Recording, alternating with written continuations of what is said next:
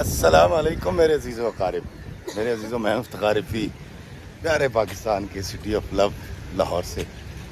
اور دوستو، آج گلشن اقبال پارک کا موسم بہت خوبصورت ہے، تیز ہوا چل رہی ہے اور بادل آئے تھے، ابھی بھی ہیں، لیکن مئی کا یہ آج 28 مئی ہے اور آج کا دن بڑا خوبصورت اور حسین دن ہے، اور میں کوشش کروں گا کہ میں آپ کو دکھاؤں کہ کس طرح سے تیز ہوا چل رہی ہے اور اس کے چلنے پر درخت کیسے جھوم رہے ہیں۔ اور اس تیز ہوا نے باغ کا سارا منظر بدل ڈالا۔ میں نے کچھ شارٹس بنایا جو ساتھ ساتھ اسکرین پہ چلیں گے، آپ دیکھیے گا۔ اور یہ میرے ہاتھ میں ہے املتاس کی پھلی، جی ہاں، املتاس کی پھلی ہے، اور یہ حکمہ اپنی دوائیوں میں اور ڈاکٹرز یوز کرتے ہیں۔ یہ صحت کے لیے بڑی اچھی ہوتی ہے دوستو۔ اب جس طرح املتاس کی پھلی صحت کے لیے بڑی اکثیر ہے، مفید ہے، اسی طرح جو اخلاق ہے، جو میٹھا بولنا ہے، وہ بڑا ضروری ہے۔ اکثر دوست مجھ سے پوچھتے ہیں جی کہ لوگ مجھ سے ناراض ہو جاتے ہیں، یا کوئی بہو کہتی ہے میری ساس جو ہے وہ میرے خلاف ہے، یا کوئی ساس کہتی ہے کہ میری بہو اچھی نہیں ہے، شوہر بیوی کا گلہ یا بیوی شوہر کا گلہ کرتی ہے، دوست دوست کا گلہ کرتا ہے، باس سبارڈینیٹ کا، سبارڈینیٹ باس کا، ہمسائے۔ تو آج میں آپ کو ایک چیز بتاتا ہوں دوستو، دیکھیں ابھی چوسا آم آنے والا ہے، ہم سب چوسے آم کا انتظار کر رہے ہیں کیونکہ ہمیں میٹھا آم بہت پسند ہے، ہمیں میٹھا حلوہ بہت پسند ہے، ہمیں میٹھا فالودہ بہت پسند ہے، ہمیں جو ہماری اماں چوری بنا کے دیتی ہیں یا میٹھا پراٹھا بناتی ہیں وہ بہت پسند ہے، ہمیں برسات جب آتی ہے تو میٹھے گلگلے بہت پسند ہیں۔ تو یہ مٹھاس ہمیں بہت اچھی لگتی ہے، ہماری زبان کو اس کا ذائقہ بہت اچھا لگتا ہے، اور یہ ہماری ایک جسمانی خواہش ہوتی ہے کہ ہمیں بحیثیت انسان میٹھا بہت پسند ہے۔ دوستو، جس طرح انسانی جسم کو، انسانی زبان کو میٹھا پسند ہے، اسی طرح انسان کی روح کو اور اس کی جو روحانی خواہش ہے اور اس کے دماغ کو، اس کے اعصاب کو میٹھی باتیں، میٹھی گفتگو، میٹھا بول بہت پسند ہے۔ دوستو، لوگ اکثر مجھ سے کہتے ہیں جی کہ مجھ پہ جادو ہو گیا اور جادو بڑا سخت ہے اور اس طرح کی باتیں کرتے ہیں۔ آج میں آپ کو بتاتا ہوں کہ میٹھے بول سے بڑا دنیا میں، کائنات میں کوئی جادو نہیں ہے۔ یہ جادو وہ ہے جو بنگال کے جادو کو بھی ہرا دیتا ہے، اور یہ وہ جادو ہے، محبت کا جادو، مٹھاس کا جادو، حسن اخلاق کا جادو، جو سر چڑھ کے بولتا ہے۔ میں اس کے لیے آپ کو ایک چھوٹا سا واقعہ سناتا ہوں۔ آقا دو جہاں سرکار مدینہ صلی اللہ علیہ وآلہ وسلم کی عادت ہوا کرتی تھی کہ وہ مکہ میں ہو یا مدینہ میں راتوں کو اٹھ کر دیکھا کرتے تھے اور پوچھا کرتے تھے کہ کسی کو کوئی پرابلم تو نہیں ہے۔ اگر کسی کو کوئی مسئلہ ہوتا تھا تو ہمارے آقا اس کو حل فرما دیا کرتے تھے۔ تو ایک بار کمی بیشی کی معافی کے ساتھ یہ واقعہ سنا رہا ہوں۔ ایک بار یہ ہوا کہ آقا دو جہاں سرکار مدینہ اسی روٹین سے رات کو نکلے، اور رات کا وقت تھا، اور سرکار نے دیکھا کہ ایک عورت ہے جو کہ بہت بوڑھی ہے، اور وہ کچھ سامان اٹھاتی ہے، سامان اٹھا کے کچھ دیر دور چلتی ہے اور پھر رکھ دیتی ہے، سامان اٹھاتی ہے، کچھ دیر چلتی ہے اور پھر تھک کر رکھ دیتی ہے۔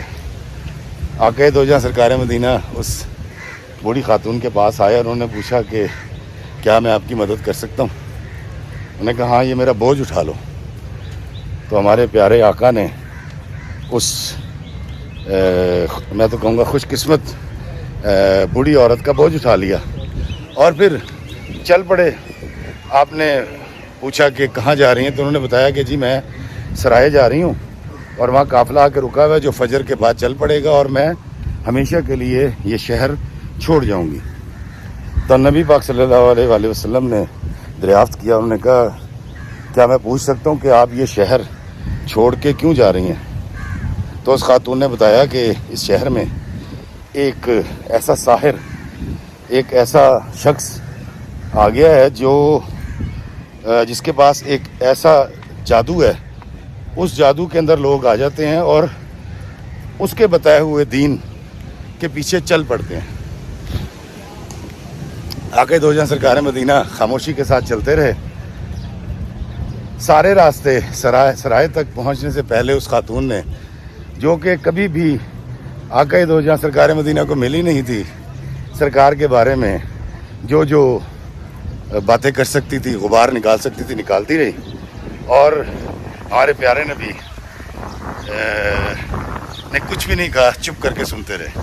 جب سرائے پہنچے، وہاں جا کر سامان رکھا اور اجازت چاہی، تو اس بوڑھی خاتون نے آقا کو بڑی دعائیں دیں اور جاتے ہوئے پوچھا کہ سنو، تمہارا نام کیا ہے؟ تو ہمارے پیارے نبی نے فرمایا کہ میرا نام محمد ہے صلی اللہ علیہ وآلہ وسلم۔ تو اس خاتون نے کہا تم وہی ہو جس کا میں تذکرہ کرتی آئی ہوں ساری راستے؟ تو آقا نے فرمایا ہاں، میں وہی محمد ہوں۔ اس نے کہا میں نے تمہیں اتنا کچھ کہا اور تم نے آگے سے کچھ برا نہیں کہا مجھے۔ تو آقا نے تبسم فرمایا اور خاموشی اختیار کی۔ آقا کے اس حسن سلوک کو دیکھتے ہوئے اس خاتون نے کہا کہ میں غلط راستے پہ تھی اور بے شک آپ خلق عظیم کے مالک ہیں، اور آپ مجھے اس دین کی بات بتائیں جس کا آپ پرچار کرتے ہیں۔ اور پھر وہ مسلمان ہو گئے۔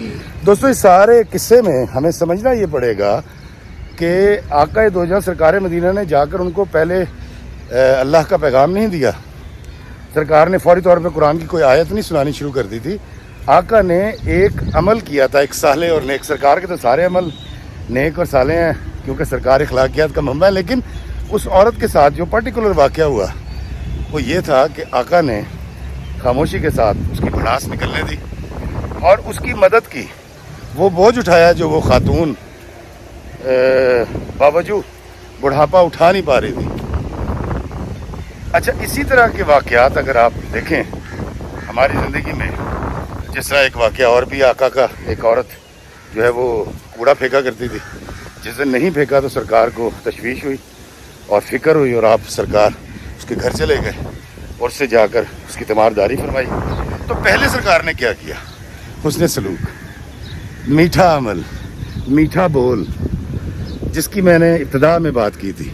دوستو پہلے عمل ہوتا ہے اور اس کے بعد لوگ آپ کے بارے میں جانتے ہیں۔ اسی طرح آپ نے دیکھا ہوگا کہ ہماری کوشش ہوتی ہے جب ہمارے بیٹے یا بیٹی کا رشتہ ہو تو ہم بڑی خاطر تواضع کرتے ہیں، دسترخوان لگاتے ہیں اور ہنس ہنس کے باتیں کرتے ہیں، اور کیونکہ دونوں جانبین کا مقصد یہ ہوتا ہے کہ یہ رشتہ ہو جائے۔ یہ تو جب شادی ہو جاتی ہے تو اس کے بعد پتہ چلتا ہے کہ شادی ٹھیک ہوئی یا غلط ہوئی۔ تو دوستو میٹھا بولنا بہت ضروری ہے۔ میں نے بہت سارے اچھے لوگوں کو جو کہ واقعی اچھے ہیں لیکن وہ کڑوے ہیں۔ کڑوے کیسے ہیں؟ وہ کہتے ہیں جی میرے کو غلط برداشت نہیں ہوتی، جی میں غلط برداشت نہیں کرتا۔ دوستو بابا جی اشفاق صاحب کہا کرتے تھے کاکا برداشت کرنے والی بات تو غلط ہی تو ہوتی ہے جس کو برداشت کیا جاتا ہے، ایک صحیح اور درست بات کو برداشت نہیں کیا جاتا وہ تو ہوتی ہی درست ہے۔